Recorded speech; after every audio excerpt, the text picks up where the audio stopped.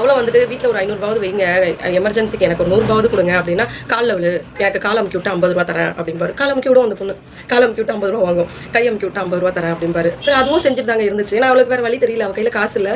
அவங்க அப்பாவும் அம்மாவும் வந்து பார்த்துட்டு போனால் அந்த காசை வச்சு தான் அவள் செலவுக்கு வச்சுப்பா. அப்படி இருந்தாலும் அவங்க அப்பா பையன் கிட்ட கொடுக்குற காசு அந்த கணவருக்கு, அந்த பொண்ணு கிட்ட கொடுக்குற காசு அந்த பொண்ணுக்கு, சரிங்களா, அந்த ஒய்ஃபுக்கு. இப்படி தான் போயிட்டு இருந்துச்சு. அந்த காசுலேயும் ஒரு பங்குக்கு வருவார், சரிங்களா. அதுக்கப்புறம் அவர் என்ன சொல்கிறாரு, ஏசி வாங்குறாரு. அதாவது ஒரு 4000 ரூபாய் வீட்டில் இருந்து ஒரு லீஸுக்கான வீட்டுக்கு அப்போ தான் போகிறாங்க. ஓரளவுக்கு அவங்க லைஃப் கொஞ்சம் நல்லாவே போகுது. அதாவது கீழே இருந்தவங்க கொஞ்சம் கொஞ்சமாக மேலே வந்துட்டாங்க. மேலே வந்து ரொம்ப வசதியாக அவளை மிடில் கிளாஸ், ஓகேவா. அதாவது யார்கிட்டையும் கடன் வாங்காமல் ஒரு குடும்பம் நடத்திட்டு இருக்காங்க, 2 பேருமே சேர்ந்து தான். அப்போ அவள் என்ன பண்ணுறா, அவளுக்குன்னு ஒரு வேலை தெரியும். அந்த வேலையில் அவளுக்கு ஏதாவது நம்ம சம்பாதிப்போம், ஏன்னா நமக்குன்னு கையில் காசு இல்லை. அது ஏன் அவளுக்கு தோணுச்சு அப்படின்னா, ஒரு நாள் அந்த குழந்தைக்கு ஃபீவர், சரிங்களா.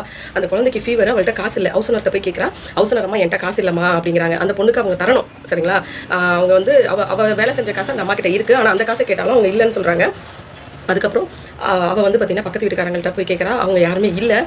சில பேர்கிட்ட கேட்டு எதுக்கு அப்படின்னு சொல்லிட்டு வீட்டுக்கார் வர வரைக்கும் வெயிட் பண்ணிவிட்டு அவர்கிட்ட சொல்கிறாப்புல, இந்த மாதிரி ஒரு 100 ரூபா, ஒரு 500 ரூபா இருந்தால் கூட நான் காலையில் குழந்தைய கூட்டிகிட்டு ஹாஸ்பிட்டல் போயிருப்பேன், ஏன் இப்படி பண்ணுறீங்க, ஒரு 500 ரூபா வீட்டில் வைக்கக்கூடாதா, நான் அந்த காசை எடுத்துகிட்டு போய் நான் என்ன பண்ண போகிறேன் அப்படின்னு சொல்லி அந்த ஒய்ஃப் கேட்குறாங்க.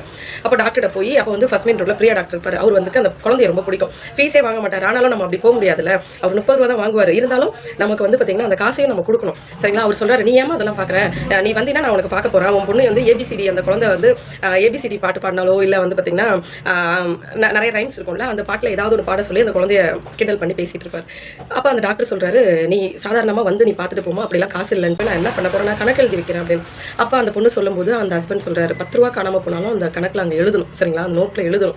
அவள் வாங்குற காய்கறியாக இருக்கட்டும், எண்ணெயாக இருக்கட்டும், பருப்பாக இருக்கட்டும், எல்லாமே அந்த இதில் எழுதணும். இத்தனைக்கும் அவள் வந்து எதெல்லாம் மிச்சம் பண்ண முடியுமோ அப்படி மிச்சம் பண்ணா. பால் காசு வருதா கொஞ்சம் கம்மி பண்ணா, சரிங்களா, அரிசி வருதா, மளிகை ஜாமான் வருதா, ஹோல்சேல் எங்கே இருக்குது, அப்படி போய் பார்த்து பண்ணிட்டு இருந்தான். ஏன்னா அது கொடுக்க போகிறது அவங்க வீட்டுக்காரர் தானே, பாவம் தானே, அவரும் கஷ்டப்படுறாருல.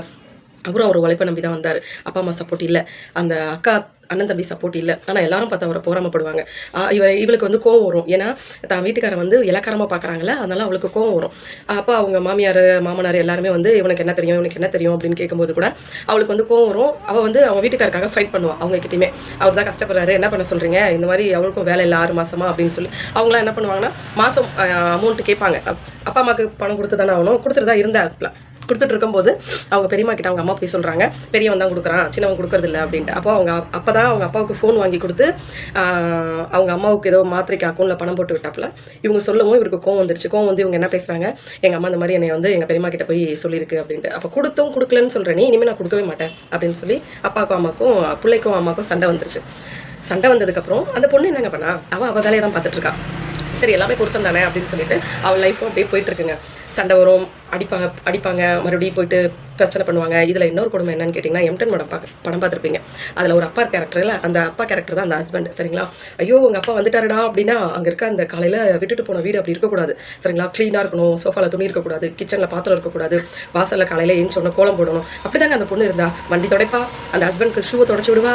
அதுக்கப்புறம் அவருக்கு பேஸ்ட்டு அதாவது ஒரு அந்த குழந்தைங்க வளர அந்த இதெல்லாம் கொஞ்சம் கம்மியாகும்ல, அந்த மாதிரி தான்.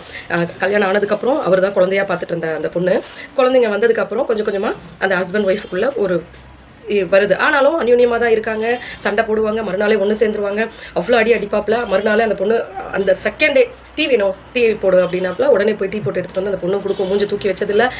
18 வருஷம் குடும்பம் பண்ணி அந்த புருஷனுக்கும் அந்த பொண்ணுக்கும் சண்டை வந்தாலுமே பிள்ளைங்களை இது வரைக்கும் பட்னியாக போட்டது இல்லைங்க, சரிங்களா. அந்த கணவரையும் பட்னியாக போட்டதில்லை. 2 நாள் சாப்பிடாம இருப்பாப்புல, மறுபடியும் வந்து சாப்பிடுவாப்புல.